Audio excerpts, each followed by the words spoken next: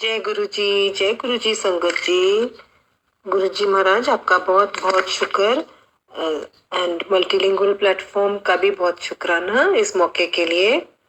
And आज मैं 7वीं और 8वीं पौड़ी की व्याख्या करने की कोशिश करूंगी जी। जो भूल चूक हो जाए उसके लिए क्षमा करना जी। सुनिए सिद्ध पीर सुरनाथ, सुनिए दर तौल आकाश, सुनिए दीप लो पाताल, सुनिए पोए न सके काल, नानक भक्ता सदा विगास, सुनिए दुख पाप का नाश। नानक भक्ता सदा विकास, सुनिए दुख पाप का नाश। गुरु घर में जो शब्द सुन के जो जो हमारा विकास होता है, जो हमारा जो इसकी महानता ये है कि this is the main way, this is in fact the only way and it is the easiest and the fastest way to progress. This is the fastest way to evolve, for the soul to evolve. This is why गुरु साहब ने ये भी कहा था, कल युग में कीर्तन प्रधाना. It is so easy. पहले होते थे कि बड़े बड़े तप करने पड़ते थे and people had to go into meditation. But for us it has become so easy that all we have to do is listen to Shabad and that will lead to our progress. And it will lead us to him ultimately. Such is the power of listening. Another thing is that जो जपजी साहब में 6 पौड़ियां गुरु साहब ने सिर्फ सुनने के ऊपर डाली है. सुनिए, लिसनिंग के ऊपर, how important is listening. Earlier times में they had adopted different ways to reach God. जो गुरु साहब ने बोला है ये सब की जरूरत नहीं है. This is not the way. पहले तीर्थ जाते थे और स्नान करते थे और सोचते थे कि आज आत्मा की शुद्धि हो जाएगी. That was not right. मिट्टी की धूल मस्तक पे लगा लगा के, पर नानक साहिब said, शब्द is the only way. This is the आकाश तत्व and it is the only way for us to reach him. Just as when food goes into our mouth, it becomes blood, muscle, bones, energy. Similarly, shabads, when they enter through our ears, they become अनाहत नाद. सुनने की इतनी महानता है. नानक भक्ता सदा Vegas, सुनिए दुख पाप का नाश. आपके दुख पाप का नाश हो जाता है और सदा Vegas means always happy. But how? अब सुनने का क्या तरीका है? यू कांट जस्ट से कि मैंने वो शब्द सुन रही हूँ पर मेरा ध्यान कहीं और है, it's just playing as some background music. No, वो कहते हैं सुनो, ध्यान से सुनो. When one is speaking loudly and the other person's mind is not present, however loud that person may speak, but it never entered me. So वो कहते हैं ध्यान से सुनो. आपको शब्द के थ्रू, जैसे गुरु जी भी कहते थे, that through शब्द your questions are answered. वो कहते जो जो शब्द एक के बाद एक सत्संग में आप सुनते हो, उस शब्द में आपको आपकी जो आपके मन में विचार चल रहे हैं, आपको उन चीजों का जो फिक्र चल रही है उनके जवाब मिलते जाते हैं. सो ध्यान से सुनो. Even if you don't understand, just receive, be in a receptive mood. This will bring immense blessings. सुनिए सिद्ध पीर Surnath. What does this mean? सुन सुन के सिद्ध, जिनको हम सिद्ध कहते हैं, पीर कहते हैं, देवता नाथ कहते हैं, ये सुन सुन के बने हैं. They have all reached this state by listening. As shabads enter our ears, even our cleansing begins. This is the real स्नान. हमारी सफाई शुरू हो जाती है. And सुनिए धरत धौल आकाश. जब पुराने जमाने में, बिफोर गुरु साहब wrote this Japji Sahib for us, there was a belief that the earth is resting on the horns of a bull, and one horn at a time takes the weight of the earth, and when it shifts from one horn to the other, then there are earthquakes.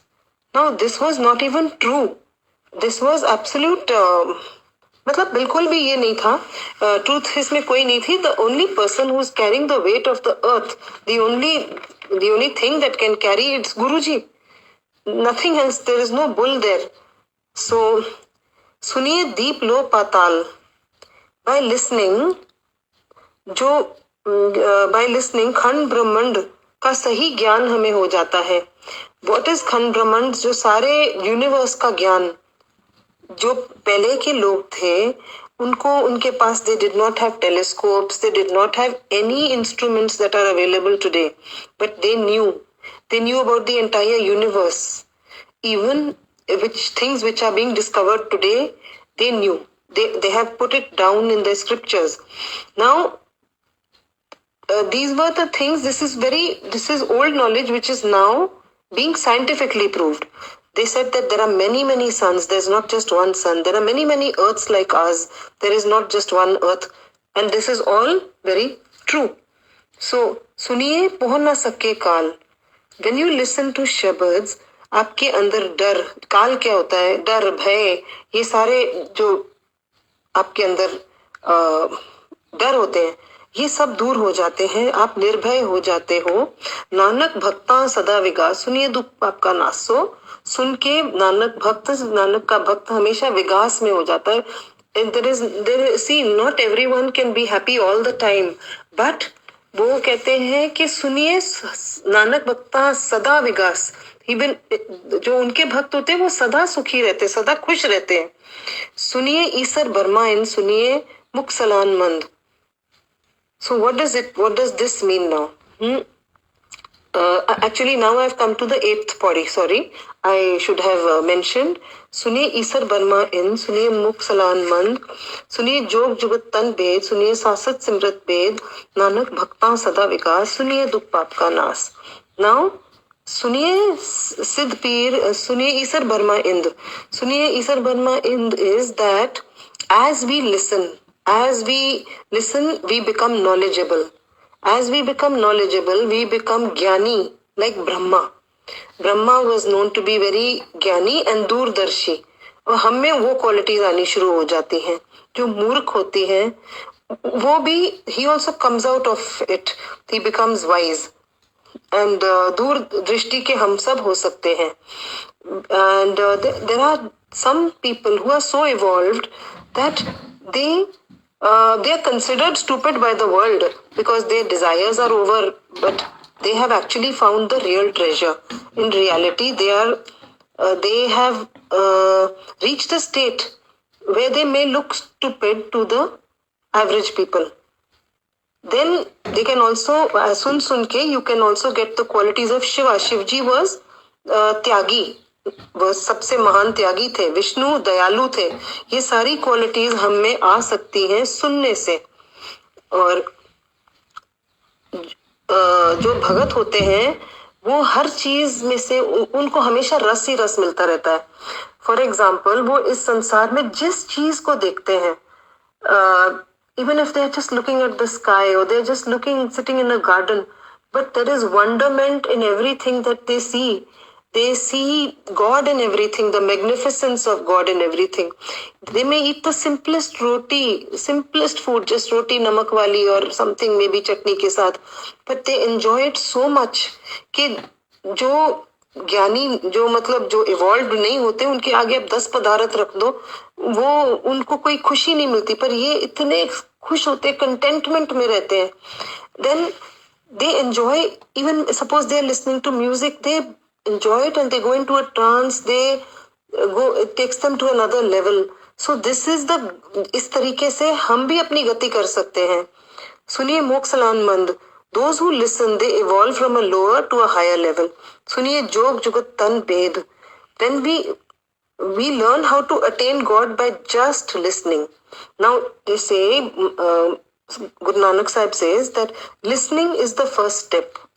We have to take that first step. And that first step is listening. We can't say, okay, I will eat later, let my hunger go first. It doesn't happen like this. I will drink later, let my thirst go first. I will see the light later, light first, I'll open my eyes later. This is not this is not the way it is. Listening is the first step. सुनते सुनते ही हम progress करते हैं. Then सुनते ही प्रभु का मार्ग का पहला कदम है. सुनिए जोग जुगत तन भेद. In olden days, yogis they knew all about our internal organs. सारे भेद जानते थे. जोग जुगत तन भेद. हमारे तन के भेद उनको पता थे. कैसे? How? Just by listening. They knew अंदर ये नाड़ी यहाँ है. अगर कोई बीमार है, इसको ये जड़ी बूटी से ये तुरंत ठीक ऐसे हो जाएंगे. इस बूटी के ये गुण हैं. They had no instruments, no ultrasound. Then they had no X-rays. Yet they just knew it. क्या करते थे? कोई नवस को हाथ लगा के उनको अंदर का सारा फ्लो पता लग जाता था of the what is wrong in which part of the body. So ये सब सिर्फ वो ज्ञानी बन जाते थे जो सुन के बनते थे. Because जब हम सुनते हैं अपने आप गुरुजी हम पर ज्ञान की वर्षा करनी शुरू कर देते हैं. So everything is possible, everything will happen with listening to his नाम. So इतनी इम्पोर्टेंस है सुनने की. और कल हम फिर 2 पौड़ियों की व्याख्या करेंगे. उसमें भी फिर से सुनिए को महत्व दिया है. सुनने को, लिसनिंग इज दैट इम्पोर्टेंट. सो शुक्राना गुरुजी, जय गुरुजी, एंड सर्वत्ता भला. Thank you.